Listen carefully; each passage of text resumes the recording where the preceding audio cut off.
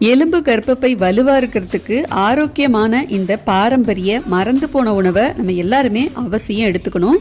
இதை செய்யறதுக்கு முதல்ல ஒரு கடாயில 1 கப் கருப்பு உளுந்து, 1/4 கப் பச்சரிசி சேர்த்துட்டு நல்லா ஒரு 7 நிமிஷம் பொன்னிறமா வறுத்துக்கணும். வறுத்து ஆற வச்சுட்டு ஒரு மிக்சி ஜாரில் சேர்த்துக்கோங்க. கூடவே 2 ஏலக்காயும் சேர்த்து நல்லா பொடியா அரைச்சிக்கலாம். அரைச்சிட்டு இதை கட்டி இல்லாம சலிச்சுக்கணும். 1/2 கப் கருப்பட்டி, 3 கப் தண்ணி சேர்த்து கருப்பட்டியை நல்லா கட்டி இல்லாம கரைச்சி எடுத்துக்கலாம்.